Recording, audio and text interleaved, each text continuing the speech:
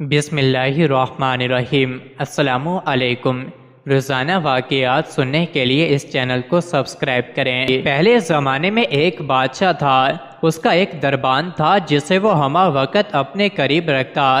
دربان بادشاہ سے کہا کرتا تھا، اے بادشاہ سلامت، نیکوکار کے ساتھ اچھائی سے پیش آئیں اور برے کو چھوڑ دیں، چونکہ اس کی برائی نے آپ کو اس کے ساتھ اچھائی کرنے سے روک دیا ہے۔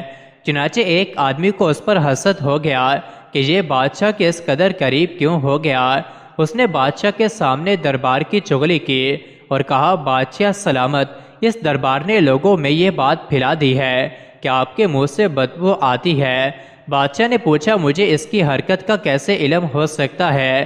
جواب دیا، وہ اس طرح کہ جب وہ آپ کے پاس آئے آپ اسے قریب بلائیں تاکہ آپ اس سے کوئی بات کر سکیں، تو آپ دیکھیں گے کہ اس نے اپنی ناک پر ہاتھ رکھا ہوگا۔ چنانچہ چغل خور آدمی نے دربان کی دعوت کی اور سالن میں لہسن کی مقدار حد سے زیادہ بڑھا دیے۔ صبح کو جب دربان بادشاہ کے پاس گیا اور بادشاہ نے اسے بات کے لیے اپنے قریب بلایا تو دربان نے اپنے منہ پر ہاتھ رکھ لیا تاکہ اس کے منہ کی بدبو بادشاہ کو نہ پہنچے۔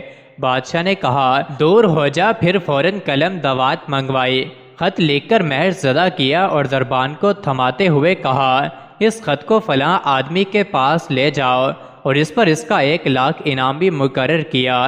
دربان جو نبی بادشاہ کے پاس سے نکلا، چغل خور نے گرم جوشی کے ساتھ اس کا استقبال کیا اور پوچھا، یہ کیا چیز ہے؟ جواب دیا، یہ خط مجھے بادشاہ سلامت نے دیا ہے۔ چغل خور نے خط مانگا، دربار نے اسے دے دیا اور وہ خط لے کر خود مکتوب عالیہ کی طرف روانہ ہو گیا۔ مکتوب عالیہ نے خط پڑھ کر جلاد لوگوں کو بلایا۔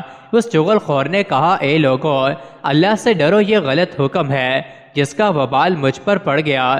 تم اپنے امیر کی بات نہ مانو بلکہ بادشاہ کے پاس جاؤ۔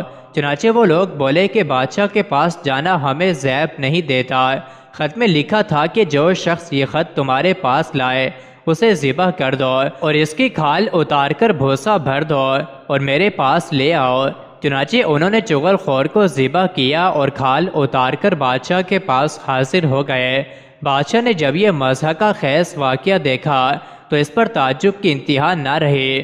بادشاہ نے اپنے دربان سے کہا، ادھر آؤ اور مجھے بیچ بیچ واقعہ سناؤ کہ جب میں نے تمہیں اپنے پاس بلایا تم نے اپنی ناک پر ہاتھ کیوں رکھ لیا تھا؟ کہنے لگا، اے بادشاہ سلامت، اس چغل خور نے میری دعوت کی اور سالن میں لہسن کی مقدار بڑھا دی۔ جب آپ نے مجھے اپنے قریب بلایا تو میں سمجھا کہیں آپ کو لہسن کی بدبو محسوس نہ ہونے لگے، تب میں نے اپنے منہ اور ناک پر ہاتھ رکھ لیا تھا۔ کہا، اپنے عہدے پر واپس لوٹ جاؤ اور اپنے کام میں مصروف رہو۔ پھر بادشاہ نے دربان کو مال عظیم سے نوازا۔ مزید ایسی ہی ویڈیوز کے لیے چینل کو ضرور سبسکرائب کریں۔